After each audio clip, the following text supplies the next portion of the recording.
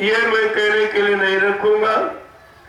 हमें 4 साल हो गए लगभग इस संदेश को जीवों के कान तक पहुंचाते पहुंचाते।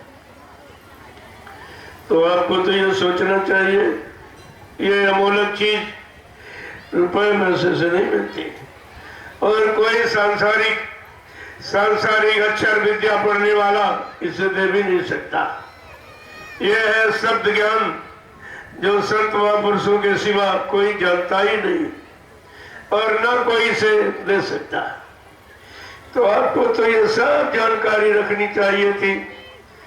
इतने दिन सत्संग सुनते रहे, लेकिन आपके समझ में क्या आया? तुम्हारे मन ने किसी बात को स्वीकार किया है, गुरु के किसी वचन को पकड़ के रखा है, सब भुला दिया। उसी भूल के कारण सब शंका संदेह भूल भ्रम में चले गए। कितना अच्छा काम, जो मुद्दतों से एक मौका मिला उसको भी आपने अपने हाथ से निकाल दिया। अब ये तुम्हारी जीवात्मा को जगाने का, परमात्मा से मिलाने का और जीवात्मा को निज घर पहुंचाने का काम ये सृष्टि में कोई इंसानी शक्ल नहीं कर सकती। ये सबके बस की बात नहीं है। आपको तो यही विचार मजबूती के साथ पकड़ के रखना चाहिए। प्रेमियों, एक समय का जिक्र है, जीवात्माओं के अंदर एक इच्छा उठी कि नीचे के लोक में क्या होता। यद्यप सत्पुरुष ने बहुत तेरा समझाया, देख उधर कुछ नहीं, काल माया का देश है, वहां रात और दिन, सुख और दुख, जन्म और मरण, ये सब है। लेकिन जीवात्माओं ने हट किया, कहा नहीं नहीं, मेरी प्रबल इच्छा है, मुझे भेज दीजिए। तो सत्पुरुष ने उनकी इच्छा के मुताबिक नाम डोर शब्द डोर पकड़ा के, देखो यही आधार है जीवात्माओं का, और कहा कि ये नाम डोर शब्द डोर को छोड़ना मत। अगर इसको कहीं तुमने छोड़ दिया तो नीचे वो काल माया का देश है, अपने पाप पुण्य कर्मों की मिलौनी रचना में तुम सब जीवात्माओं को फंसा देगा, फिर तुम कभी वापस घर नहीं आ सकोगी। सत्पुरुष ने बहुत तेरा समझाया बुझाया। तो सबसे पहले सत्यलोक से जब जीवात्माओं को उतारा तो नीचे है कारण लोक। जीवात्मा बगैर शरीर जिस्म खोल के रह नहीं सकती, इसलिए सत्पुरुष ने जब सत्यलोक से जीवात्माओं को उतारा और ये जब सूक्ष्म लोक कारण लोक में आई तो कारण कपड़ा पहना दिया गया, जो 5 तत्वों का है, शब्द स्पर्श रूप रसगंध। इसके नीचे है सूक्ष्म शरीर। सूक्ष्म लोक में जब जीवात्माओं को उतारा तो सूक्ष्म कपड़ा पहना दिया गया, जो 9 तत्वों का शब्द स्पर्श रूप रसगंध चतुष्ट अंतःकरण मन बुद्धि चित्त और अहंकार, ये 9 तत्वों का कपड़ा पहना दिया। फिर इसके नीचे जब जीवात्माओं को उतारा तो लिंगलोक में, जिसको देवलोक कहते हैं आप लोग, यहाँ 17 तत्वों का कपड़ा, 10 इंद्रिया, चतुष्ट अंतःकरण, सतोगुण तमोगुण रजोगुण, यह 17 तत्वों का कपड़ा पहना दिया। और सबसे नीचे जो ये काल माया का देश है, जब वहां जीवात्माओं को उतारा तो 5 तत्व का कपड़ा पहना दिया, जल पृथ्वी अग्नि वायु आकाश। अब कितने कपड़े हो गए जीवात्मा पर? 4 कपड़े, 4 खोल, 4 कवर इस पर चढ़ गए। प्रेमियों, जो इन चारों खोलों को उतारना जानता है वही नामदान देगा। नामदान देने का अधिकार उसको है जो जीवात्मा पर चढ़े 4 खोल कबर और पर्दों को उतारेगा, वही जीवात्माओं को जगाएगा, वही नाम का आधार पकड़ाएगा, वही अपने जगाए नाम जहाज पर बैठाकर इन जीवात्माओं को इनके घर पहुंचाएगा। यह है इसका काम। तो तुमने ये भी कुछ नहीं जाना। अभी तुम्हारा गुरु भाई रहा और गुरु के सामने कुछ नहीं बन पाया। जब गुरु जी ने लीला की, पर्दे के पीछे खड़े हो गए और फट से उसने शोर मचा दिया कि बाबा जी हमको नाम पावर दे गए। ये भी उसको नहीं मालूम है कि नाम पावर किसको दिया जाता है और नाम पावर लेने का अधिकारी कौन है।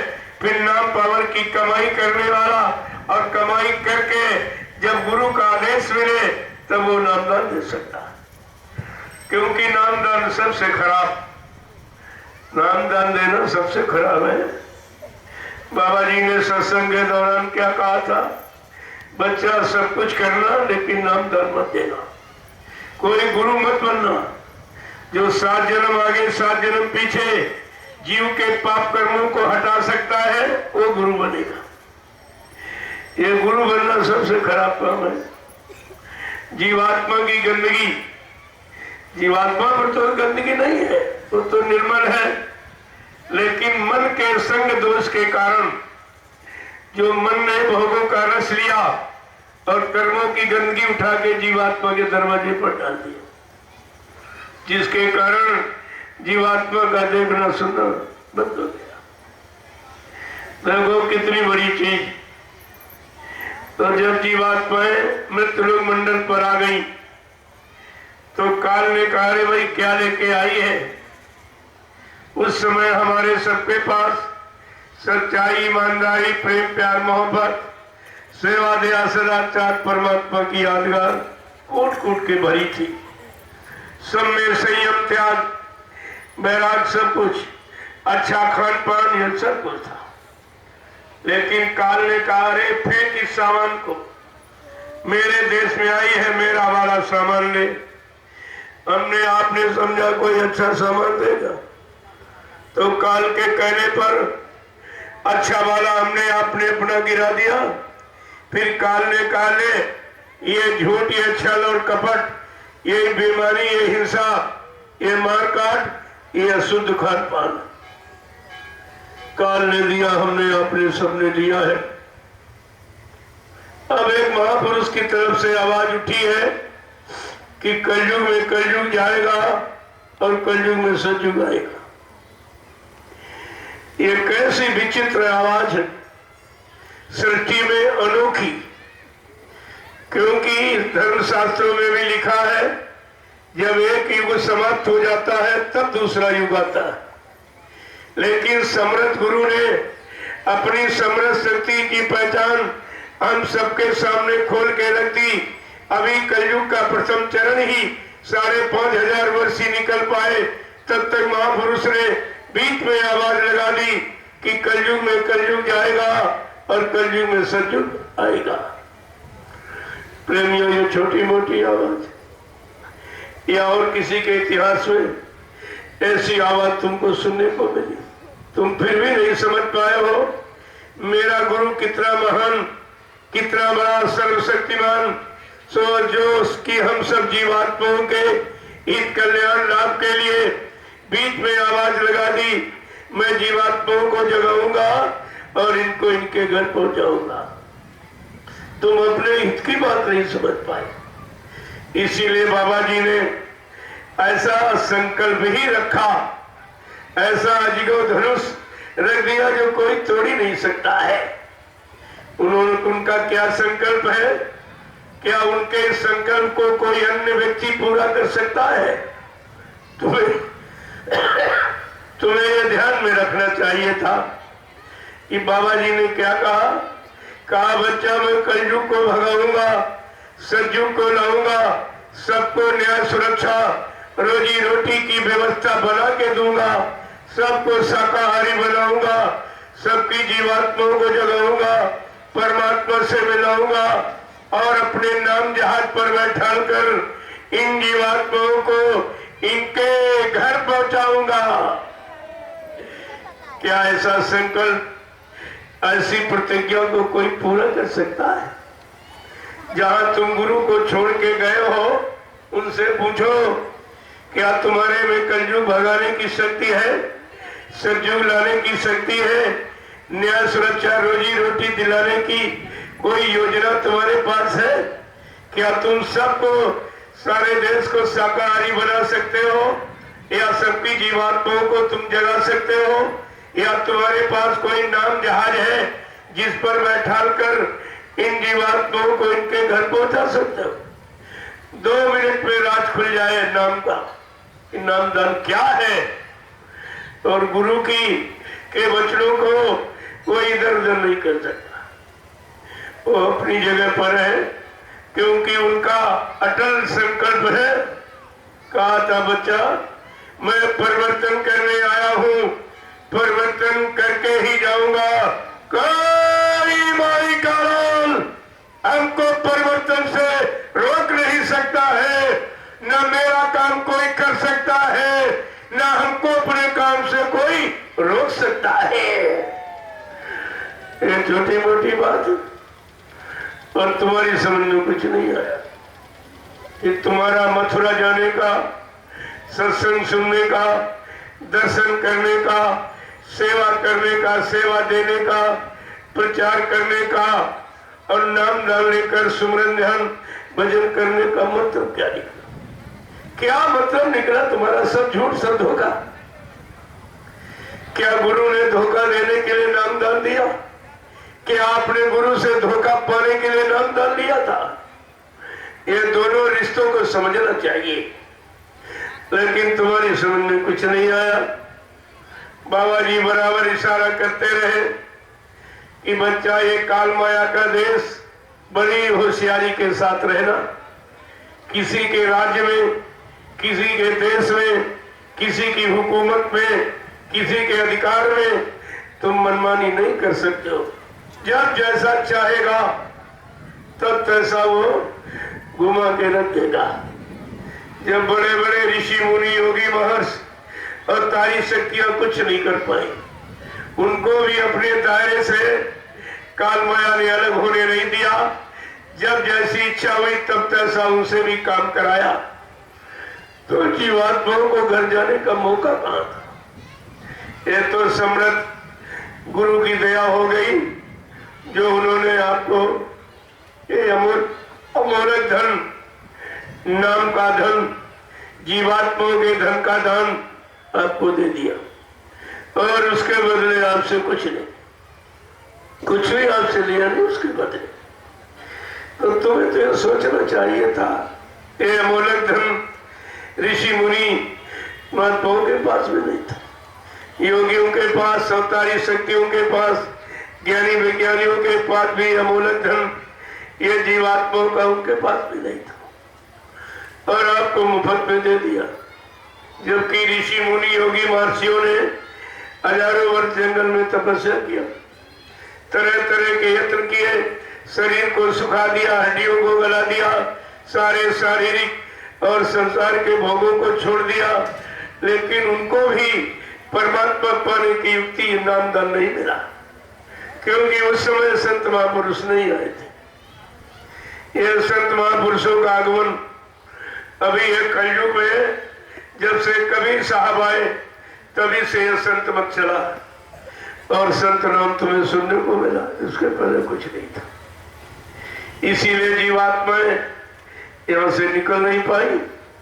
हाँ, वो शारीरिक साधना तो तुमको कराते रहे, जिसके कारण राजपाट, धन दौलत, मान सम्मान, सामान, पद पत्नी, बाल बच्चे आपको मिलते रहे, लेकिन जीवात्मा जगाने की युक्ति नहीं मिली। इससे जीवात्मा को परमात्मा अपने मालिक का दर्शन नहीं हुआ। कितने बड़े आप सौभाग्यशाली हो जो ऐसे गंदे खान पान के बीच, गंदी संग सोबत के बीच आपको एक अच्छी दिशा का ज्ञान कराया जा रहा, अच्छे रास्ते पर चलने की प्रेरणा दी जा रही, इसे आप छोटा मोटा लाभ समझते। यह न कोई दे सका है, न दे रहा है, न कभी दे सकेगा। ऐसा ये अभूतपूर्व खजाना नाम का आपको मिल गया, लेकिन आपने उसकी कदर नहीं किया। न तो नाम युक्ति को समझा, न देने वाले महापुरुष को पहचाना। ये दोनों चीजें आपके हाथ से निकल गई। तुम्हारे तो हिस्से में केवल रोना, प्रायश्चित करना ही रह गया है, क्योंकि आपने सतगुरु दयाल के वचनों को भुला दिया। बाबा जी ने कहा था अभी तो महात्मा समझा रहे, सब तरह से तुमको मना रहे, पाप कर्मों में माफी भी दिला रहे सेवा के द्वारा। अगर तुमने इन पर विश्वास न किया, इनके वचनों पर विश्वास न किया, तो पीछे कुदरत खड़ी है, वो अपने एक डंडे से 20 करोड़ का वारा न्यारा कर देगी। एक डंडे में 20 करोड़। तब आप मान लेना हमें कोई जल्दी नहीं है, हमें सुनाने बताने की जल्दी नहीं है, याद कराने की जल्दी जरूर है कि समय से सतगुरु दयाल के उन वचनों को याद करा दिया जाए जिन्होंने कितनी मेहनत, परिश्रम, संघर्ष यात्राओं के साथ ये जमघट तैयार किया था हिंदुस्तान की धरती पर। 45 करोड़ का ये छोटा मोटा है। किसी राजनीतिक नेता पार्टी के पास इतना जन समर्थन नहीं है, और न ही किसी धार्मिक मिशन, ट्रस्ट, संप्रदाय, संघ संगठन के पास जो हिंदुस्तान में हजारों से ऊपर है, उनके पास भी इतना बड़ा जन समर्थन नहीं है जितना बाबा जय गुरुदेव जी महाराज ने अपने अथक परिश्रम और संघर्ष से ये 45 करोड़ जीवों का जमघट तैयार किया और सतपथ के रास्ते पर लाके खड़ा कर दिया। बड़े बड़े चोर डकैत कतरी इनको माला पकड़ा दी, ये भगवान का भजन करने लगे। ये काम कोई नेता करेगा? कोई धार्मिक मिशन कर रहा है या कर सकता है? यानी मतलब आपको ये सब सोचना चाहिए कि ऐसा अभूतपूर्व का अद्भुत विलक्षण कार्य जो सृष्टि में कर रहा वो महापुरुष कौन है, किस काम के लिए आया है, क्या उसकी कोई पहचान कर सकता?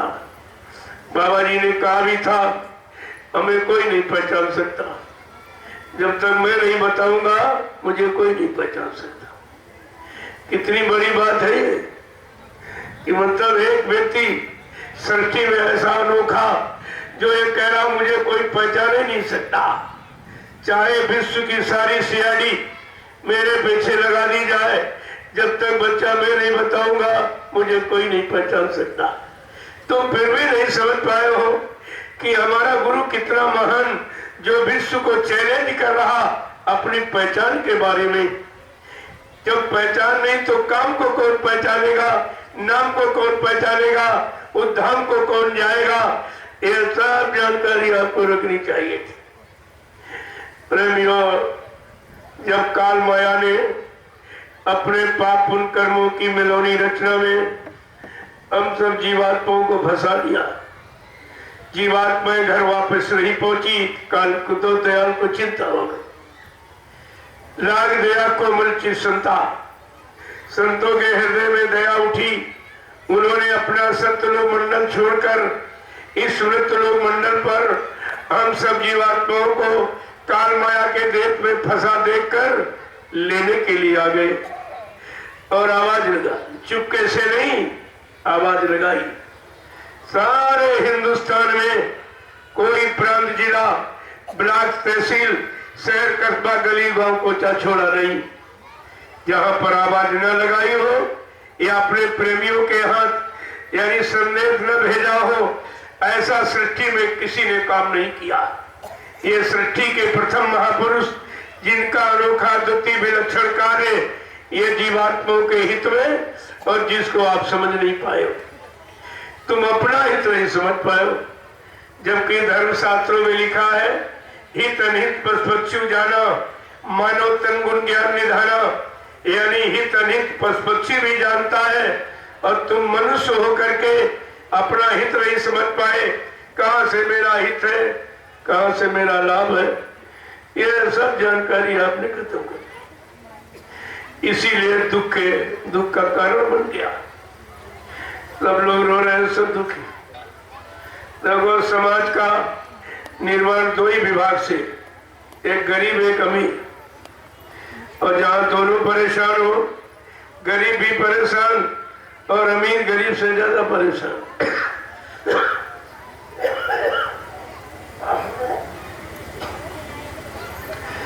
गरीब परेशान अपनी गरीबी के कारण, लेकिन अमीर क्यों परेशान? अमीर को गरीब से ज्यादा परेशानी। वो सोच रहा कहीं मेरी रात में चोरी न हो जाए, कहीं डकैती न बढ़ जाए, कहीं मेरा कत्ल न हो जाए, कहीं मेरा अपहरण न हो जाए।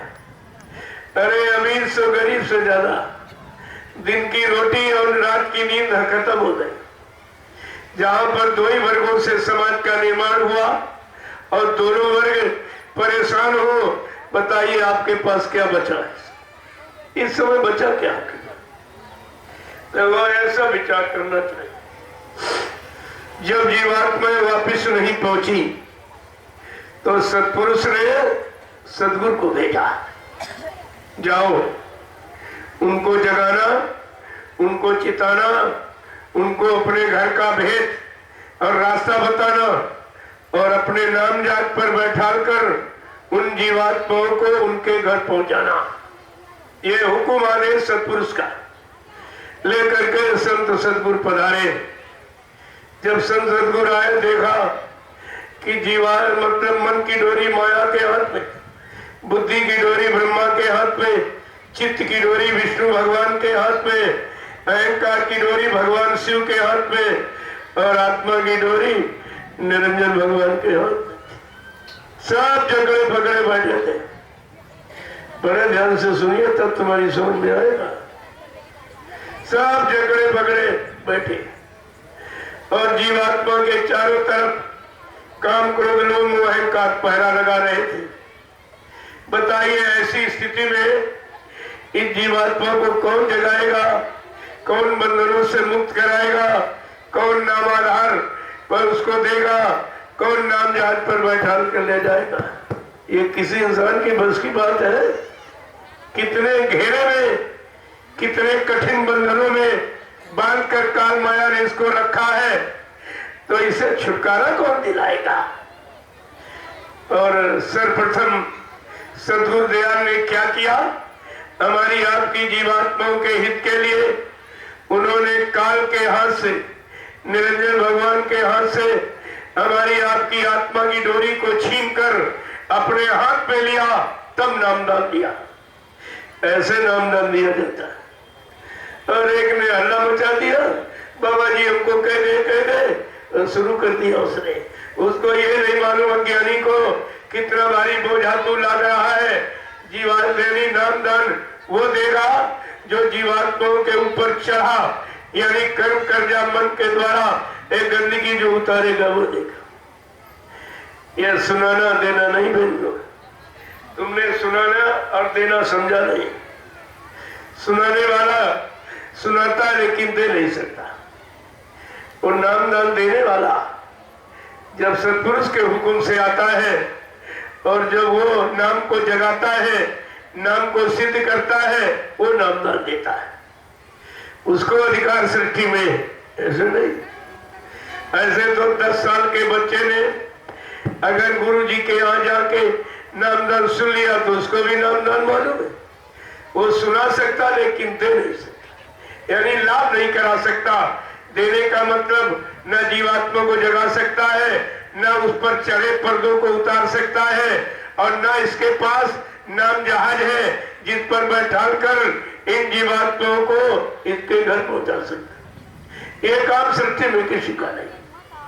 अब आप सोचिए, जब लिखा काल बड़ा बरियार, काल बड़ा ही जबरदस्त है, जिसे ऋषि मुनियों को नहीं बख्शा और तारी शक्ति जिनको भगवान कहते उनको भी नहीं बख्शा, तो ये काल के हाथ से डोरी छीनेगा कौन? जीवात्मा की इतना बल और पौरुष, इतनी शक्ति जो रखता होगा, काल के हाथ से जीवात्मा की डोरी को छीनेगा, वो नामदान देगा। उसको नामदान देने का अधिकार ऐसे नहीं होता। और तुमको संत मत की परिभाषा भी नहीं मालूम तो तुम तो फंसे जाओगे। तुम तो भूल भ्रम संदेह में चले ही जाओगे। लेकिन तुम्हारे पास अगर गुरु का वचन होता तो तुम्हें कोई नहीं फांस सकता था। वचन बचने बचाने के लिए ही उच्चारण किया जाता है। देखिए, अब सोचिए कि सदगुरु दयाल ने कितना संघर्ष, कितनी यात्राएं, झगड़ा किया तब काल के हाथ से जीवात्मा की डोरी को छीनकर तब नाम डाल दिया, ऐसे नाम डाल दिया। अब तुम इस भेद को जानते नहीं हो, तुम्हें कुछ मालूम ही नहीं सत्संग है क्या, गुरु है क्या, नाम क्या है, नाम पावर क्या है, नाम का काम क्या है, यह सब जानकारी तुम्हारे दिल दिमाग से खत्म हो गई। तुमने इसको पकड़ के नहीं रखा, सब धोखा। इसलिए कई बच्चों को बड़ी सावधानी के साथ तो तुम्हारी समझ में आएगा ये सब क्या, और ये सब खेल किसका है, ये शैतान मन का। पहले के युगों में मन, लेकिन आज कल युग में मन दुश्मन हो गया। यही पाप पुण्य का कारण बनाता है, यही अच्छे बुरे कर्मों की सलाह देता है, और फिर उसी कर्मों में तुमको फंसाता है, और फिर 4,84,00,000 नरकों की योनियों में बार बार जन्म देकर उसकी भुगतान कराता है। लेकिन सद्गुरु दयाल आपके कर्मों के भुगतान को खत्म करके तुम्हारी जीवात्मा को अपने जगाए नाम जहाज पर बैठाल कर इसको घर ले जाना चाहिए, ताकि हमेशा का इसका झगड़ा, रोने धोने का, कष्ट मुसीबत का, जन्म और मरण का ये सब छूट जाए, किसी तरह का कोई झगड़ा ही न रहे। देखो कितना बड़ा काम लेके आए, और किसके लिए, हम सब जीवात्माओं के उद्धार के लिए। उनका अपना कोई काम नहीं, न मान न सम्मान न धन न दौलत, वो इससे बहुत परे है। तो ये सब बात आपको सोचनी चाहिए थी। तो हम सबको इस शैतान मन के लिए सद्गुरु दयाल से प्रार्थना करनी चाहिए कि ये शैतान मन मान जाए, ये भोगों की गंदगी में न ले जाए, नहीं तो फिर पता नहीं कितने जन्म लेने पड़ेंगे इन भोगों के भुगतान के लिए। तो हमेशा मन से, मन के लिए प्रार्थना करो, यह शैतान मन काबू में आ जाए, कंट्रोल नियंत्रण में आ जाए, भोगों से हट जाए, और गुरु के बताए नाम को पकड़ ले, और नाम की कमाई करके जीवात्मा जाग जाए, अपने घर को चली जाए।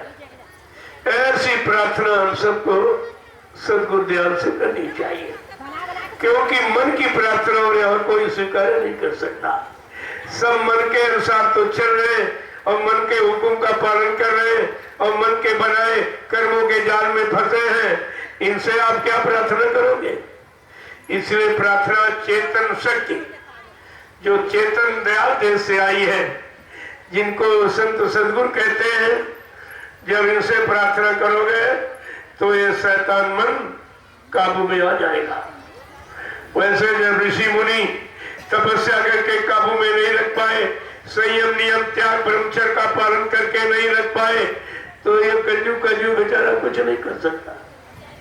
इसको तो समृद्ध सहयोग की जरूरत है। ऐसा कोई सहयोगी मिल जाए जो इस सेवा के द्वारा इसके पाप कर्मों के बोझे को उतार दे, और इस जीवात्मा को जगा दे, और अपने नाम जहाज पर बैठा कर जीवात्मा को इसके घर पहुंचा दे। ऐसे समर्थ गुरु की आवश्यकता है। लेकिन तुमने कुछ नहीं समझा। तुम्हारे लिए आए, तुम्हारे काम के लिए आए, तुमको काल माया के देश से निकालने के लिए आए, तुम्हारी जीवात्मा को अपने नाम जहाज पर बैठा कर घर पहुंचाने के लिए आए। तुमने मुनि को झूठा कह दिया कि झूठ बोल के चले गए, बेईमानी करके चले गए, दगेबाजी करके चले गए, वादा खिलाफी करके चले गए। उसी महापुरुष को आपने बदनाम कर दिया। तुमको ये नहीं मालूम कितनी बड़ी सजा है इसकी।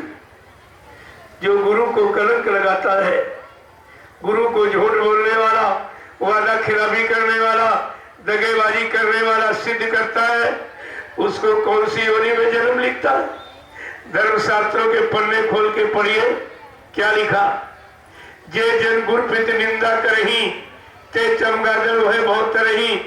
जो गुरु की निंदा करता है या अपने स्वार्थ लोभ लालच के लिए गुरु को झूठ बोलने वाला, दगेबाजी करने वाला, वादा खिलाफी करने वाला सिद्ध करता है, उस मानव को चमगादड़ की योनि में जन्म मिलता है।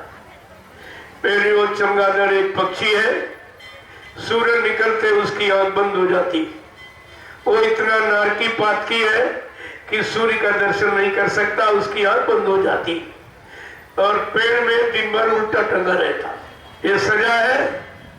और भोजन पानी कुछ नहीं, उल्टा टंगा रहता, भोजन पानी कुछ नहीं। ये है गुरु की निंदा का परिणाम। क्या तुम सब लोग इसी योनि पाने के अधिकारी बनने जा रहे हो? तुम्हारा काम क्या? तुम्हें भी नहीं समझ पाए। अगर तुम्हारा गुरु झूठा हो जाएगा तो क्या सब चेहरे सच्चे माने जाएंगे? तुम इतना भी नहीं समझ पाए हो कि हम किसके लिए कह रहे हैं और हमारा इसमें लाभ है कि हानि है, इतनी भी बात तुम्हारे समझ में नहीं आई। और ये सब देख लीजिए आप। तो ये हमेशा समझने की कोशिश करो। समझने का नाम ही तो सत्संग है। जब सत्य के संग से जुड़ जाओगे, तुम्हारा सत्य से रिश्ता हो जाएगा तो झूठ अपने आप खत्म, छल फरे बीमारी धोखाधड़ी ये सब अपने आप खत्म हो जाए। केवल आपको सत्य से जुड़ना है। और सत्य क्या है? ईश्वर। ईश्वर परमात्मा या परमात्मा पाने की युक्ति नामदान, ये सत्य है। और नामदान देने वाला संत सतगुरु सत्य है। और सत्य लोग सच्चा लोग ये सत्य है। बाकी सब झूठ का मसाला। और आपको ये सब कुछ बताया गया, लेकिन तुम्हारी समझ में आया कैसे न चला? मैं तो यही पूछने आया हूं। इतने दिन सत्संग सुनने के बाद भी तुम्हारी समझ में कुछ नहीं आया। तुमने गुरु से कोई मजबूत रिश्ता ही नहीं बना पाया। गुरु के दया को तुम अपने पर नहीं रख पाए तो तुम्हारा कल्याण अन्यत्र कहां हो सकता?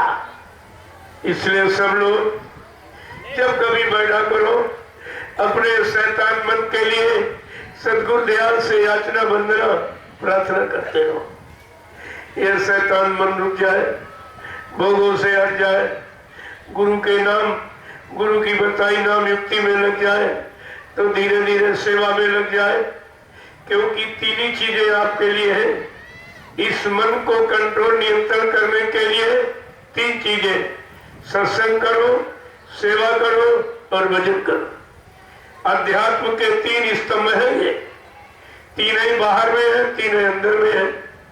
सत्संग सेवा भजन बाहर और सुमरन ध्यान भजन अंदर में। ये अगर आप सच्चाई से करते होते तो अब तक तुम्हारा काम शुरू हो गया था, लेकिन तुमने कुछ नहीं।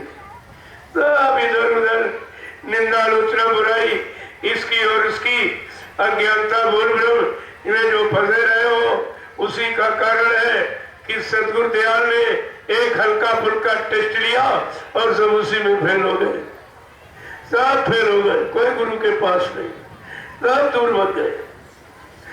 तो आपको तो ये जानकारी, इसलिए सदगुरु दयाल से शैतान मन की, क्योंकि मन ही से समग्र कार्यों का आरंभ होता है। मन ही तो करता धरता है, यही करवाता आपको। अच्छे बुरे पाप पुण्य कर्मों की सलाह यही देता है। तो सदगुरु दयाल से इस शैतान मन के लिए प्रार्थना किया करो। क्या करना आपको? कि मन पे रोक लगा दो सतगुरु, मैं चरण में पड़ूं तुम्हारे। मन पे रोक लगाओ मेरे सतगुरु, मैं पैया पड़ूं तुम्हारे। मन की चाल बड़ी अलवेली, नापन वाले हारे। मन की चाल बड़ी अलवेली, नापन वाले हारे। की का मोटर कौन चलावे, ये हेलीकॉप्टर हारे। मन पे रोक लगाओ मेरे सतगुरु, मैं चरणन पड़ूं तुम्हारे। मन पे रोक लगाओ मेरे सतगुरु, मैं पैया पड़ूं तुम्हारे। मन को कोई रोक नहीं सकता, बिन सतगुरु तुम्हारे मन को कोई रोक नहीं सकता। बिन सतगुरु तुम्हारे कि ऋषि मुनि योगी सन्यासी ये कोटि यतन कर हारे। मन पे रोक लगाओ मेरे सतगुरु, मैं पैया परूं तुम्हारे। मन पे रोक लगाओ मेरे सतगुरु, मैं चरणन परूं तुम्हारे। सुतदारा परिवार कुटुंबी नरकी अग्नि में डारे। जिनको आपने अज्ञानता भूल वश लोभ लालच में अपना बनाया है, ये अपना सब सपना हो जाएगा एक दिन। ये सब तुमसे किनारा कर लेंगे, तुम्हारा यहाँ कोई साथी नहीं है। और कहा कि ये लोग जिनको साथी बनाए इनका काम क्या है कि सुतदारा परिवार कुटुंबी नरकी अग्नि में डारे। कि बिन सत्संग विवेक ज्ञान के ये डूबी रहे मझधारे। मन पे रोक लगाओ मेरे सतगुरु, मैं चरणन परूं तुम्हारे। मन पे रोक लगाओ मेरे सतगुरु, मैं पैया परूं तुम्हारे। जय गुरुदेव। देखो प्रेमियों, जब कभी बैठा करो तो इस शैतान मन के लिए प्रार्थना किया। सद्गुरु दयाल इस मन को मोड़ देंगे। उनके पास अपार शक्ति का भंडार है। इस मन को अपनी तरफ लगा लेंगे और इनाम की कमाई में और सेवा में, जब ये सेवा में लग जाएगा तब इसका अहंकार गरुड़ गुमान घमंड सब खत्म हो जाएगा। तब ये भजन करेगा। ऐसे नहीं, ऐसे मन भजन नहीं कर सकता। इस पर जात का और धन का, बल का और रूप का, स्वरूप का और पद का, नाना प्रकार का अहंकार चढ़ा हुआ है। इसे उतारना तुम्हारे बस की बात नहीं।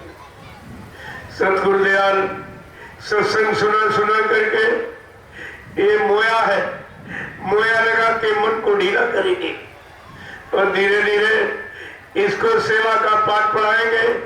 फिर जो तुमने मन से पाप किया है तो मन तुम्हारा सेवा यानी सुमरन ध्यान भजन में लगा देंगे। अगर तन से पाप किया है तो तन प्रेमियों की सेवा में लगा देंगे। और अगर धन से कोई पाप किया तो धन तुम्हारा इन्हीं प्रेमियों की सेवा में लगा देंगे। और अन्न खा के कोई पाप किया तो तुम्हारा अन्न भंडारों में लेकर के और भजन करने वाले प्रेमियों को खिलाकर तुम्हारा ये भी बोझा उतार देंगे। और कोई वाणी से निंदा, आलोचना, बुराई, कटिसाई या भद्दे श्री शब्दों का आपने प्रयोग किया है तो तुम्हारी वाणी अपने समय के सत्य वचनों के प्रचार में लगा के शुद्ध कर देगी। वो ये है तरीका कर्म कर्जा उतारने का। बिना इसके कोई कर्म कर्जा उतारेगा नहीं। और जब तक कर्म कर्जा उतरेगा नहीं कोई जीवात्मा अपने घर नहीं जा सकती। क्यों? धर्मराज दरबार में सबका झाड़ा नहीं, वो तो बॉर्डर पर खड़ा है, तलाशी लेगा कि कोई कर्म तो बाकी नहीं रहेगा। अगर कोई कर्म बाकी रहेगा तो फिर आपको ढकेल देगा। मतलब जाइए पहले कर्म कर्जा उतारिए तब आइए। लेकिन सद्गुरु दयाल जब सेवा और सत्संग भजन से तुम्हारा सब कर्म कर्जा उतार देंगे तो कहते घाट जगाती क्या करे जब सिर बोझ न हो। तो वो दरबार मतलब गेट पर खड़ा धर्मराज आप क्या क्या कर सकता है? जब तुम्हारी कर्मों की बही और गुरु खोल के दिखा देगा तो ये सब मतलब यानी खत्म हो जाएगा। ऐसे कोई जीवात्मा जा नहीं सकती। ये सब तुम्हें सोचना चाहिए था कि कर्म कर जाए कौन उतार सकता। अरे किसी को 1 करोड़ रुपए दो, कह दो मेरा एक पाप खत्म कर दीजिए, कर सकता कोई ये काम? तुम्हें तो ये सोचना चाहिए था। और सदगुरु दयाल ने वादा किया कि जो काम सृष्टि में रुपए पैसे सोना चांदी देकर भी आप नहीं करवा सकते हो, ये कर्म कर्जे का संत गोस्वामी जी महाराज ने लिखा है। जब परम संत सदगुरु यानी सच्चा सतलोक निवासी मालिक रूहों पर रहम करने के लिए जब मृत्युलोक मंडल पर आएगा तो उसका पहला परिचय दया का क्या होगा? क्या लिखा पढ़ा तुमने रामचरितमानस में?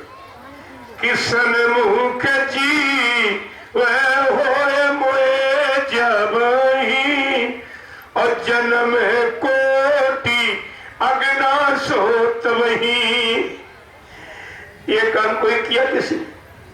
क्या कह रहे हैं समर्थ गुरु? जब जीव मेरे सम्मुख आके खड़ा हो जाएगा, मैं अपनी दया की दृष्टि डालकर उसके अनंत जन्मों के पापों को क्षय कर दूंगा। दृष्टि डालकर अनंत जन्मों के पापों को क्षय करने का जो वादा कर रहा, दावा कर रहा, आज उसी समर्थ गुरु को आपने नहीं समझ पाया। जो काम तुम्हारा कोई रुपए पैसे नहीं। पहली बात, यहां तो किसी ने क्षमा किया ही नहीं। पाप कर्मों की सजा जिनको तुमने भगवान कहा है, चाहे त्रेता के राम हो या द्वापर के कृष्ण हो, इन्होंने किसी के पाप को माफ नहीं किया बल्कि पाप कर्मों की सजा दिया। क्योंकि माफ करने का अधिकार केवल संत सदगुरु को, किसी को नहीं सटी। भगवान राम का तो इतिहास खुद ही बता रहा। उन्होंने अपने सगे पिता दशरथ को नहीं माफ किया। अपराध क्या था? धोखे में श्रवण कुमार की हत्या हो गई। एक हत्या धोखे में राजा दशरथ से। भगवान से लोगों ने सिफारिश की कि आपके पिताजी माफ कर दीजिए, धोखे में हत्या होगी। कहते नहीं, मैंने कर्मों का विधान बनाया है, मैं अपने विधान संविधान में कभी समझौता नहीं करता हूं। उन्होंने पिता को नहीं माफ किया। एक हत्या श्रवण कुमार की। और तुमने अपने जीवन में कितने मुर्गे मारे, कितने बकरे काटे, कितनी मछली मारी, कितने अंडे फोड़े, कितने गर्भपात करके मासूम बच्चों की हत्या किए बैठे हो। बोलो तुमको कौन सा भगवान माफ कर देगा? भगवान का इतिहास सगे पिता को नहीं माफ किया एक हत्या पर। तो तुमने कितनी हत्या की, तुम्हारा क्या होगा? अरे अपने लिए सोचो। उनके जीवन की 4 घटनाएं भगवान राम की, जो रामचरितमानस में लिख के उन्होंने बताया है। पहली घटना, अपने पिता को नहीं माफ किया। दूसरी घटना, उस ब्राह्मण विद्वान रावण को नहीं माफ किया, जो 4 वेद 6 7 18 पुराणों का ज्ञाता था। उसका अपराध क्या था? उसने राम की स्त्री का अपहरण किया था। यानी नारी अपहरण की सजा भगवान कभी माफ नहीं करता है। तो अगर भगवान राम का कानून लगा दिया जाए, आज हिंदुस्तान में कितनी बहु बेटियों का अपहरण हो रहा है। विचार कीजिए, समय का कितना भारी राम रावण संग्राम होगा। और द्वापर में एक नारी द्रौपदी को भरी सभा में नंगा किया जाने का प्रयास किया गया। कितना भारी महाभारत, कितने करोड़ों की जानें चली गई। आप विचार कीजिए, आज कितनी बहु बेटियों का को नंगा किया जा रहा सरेआम। बोलो समय का कितना भारी महाभारत होगा। इतिहास को सामने रखकर आप सबको ये विचार करना चाहिए कि देश की स्थिति कितनी खराब और बनती ही चली जा रही। अभी सुधरने का और किसी के बस की बात नहीं। जैसे साइकिल अगर पंचर हो जाए तब तो टिकिया लगा के ठीक हो सकता, लेकिन जब भ्रष्ट हो जाता है तब नया टायर टूट जाना पड़ता। नवीन व्यवस्था की जरूरत है, नवयुग निर्माण की योजना।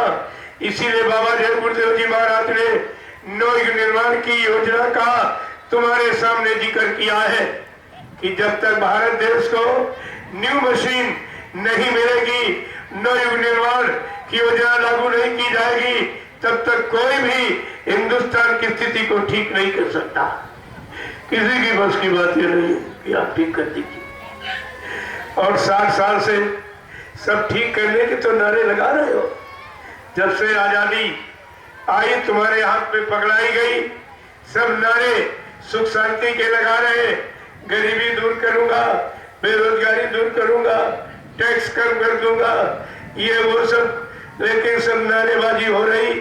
60 साल का समय थोड़ा होता है और जिनको आपने मौका दिया वही सब, दूसरा कोई नहीं है। केवल झंडे बदल जाते, पंडे वही रहते। इसलिए काम की बात सोचो। यानी गोस्वामी जी महाराज ने रामचरितमानस में पहले ही लिख के रख दिया। देखो संतों का अनुभव क्या लिखा उन्होंने। आगे आने वाले समय में कहा, बहुमत तीमत बालमत बिन नरेश का राज, सुख संपदा को कहे जान बचे बलवान। कहा हिंदुस्तान में एक समय आएगा जिसको बहुमत होगा, बहुमत भी मिल गया आपको। इसके बाद लिखा त्रियामत, स्त्री का राज होगा, वो भी तुम्हारे सामने। और बाल मत यानी बच्चे का, वो भी आपके सामने है, चल रहा है। और कहा इनके लिए तुम ये सोचो कि इनके राज्य में हमको सुख शांति मिल जाएगी, आराम मिल जाएगी। तो संत महापुरुषों ने लिखा है, सुख संपदा को कहे जान बचे बर्बाद। सुख और समृद्धि तो छोड़ दीजिए, तुम लोग अपनी जान ही बचा लो, यही तुम्हारे लिए बहुत है। ये महापुरुषों की अखंड वाणी है और तुम्हारे सामने सब होकर गुजर रही है और आपको समझ भी नहीं पा रहे कुछ भी। मैं आपसे एक बात पूछूंगा, तुम्हारे यहाँ नेताओं का कभी राज रहा है? सतयुग त्रेता द्वापर 5,500 वर्ष कर चुके, कभी नेता नाम सुना था तुमने? इनका कभी भारत देश में राज? अरे तुम्हारे यहाँ भगवान का राज, भगवान राम का, भगवान कृष्ण का। यहाँ भगवान के राज्य में ये झूठ छल कपट करने वाले नेता का मतलब समझते हो? जो तुमसे सब कुछ ले, सब कुछ लेता है, कुछ न देता है, उसी को नेता कहते हैं, उसको कहते। और एक नेता में देश समाज के नेतृत्व के लिए 14 गुणों की जरूरत है। 14 गुण, और 14 गुण क्या, इनमें 2800 गुण। ये राज चलाएंगे या राज चलाया जा रहा कि राज घसीटा जा रहा? तुम्हें ये सब विचार करके रखना चाहिए था, क्योंकि प्रजातंत्र में हर नागरिक का अधिकार, हर नागरिक को फर्ज है अपनी सच्ची बात कहने का और सच्ची बात को लेकर और जिम्मेदार लोगों के कानों तक पहुंचाने का। लेकिन यहां सब खत्म हो गया, कुछ नहीं कुछ कह रहा। एकदम ऐसे बेचारे मौन बैठे जैसे गाय के कसाई के सामने गाय, और बकरी काटने के वाले के सामने बकरी को खड़ा तो एकदम चुप हो जाती। वो जानती मेरा अंतिम दिन है, क्या करूं। इसी तरीके से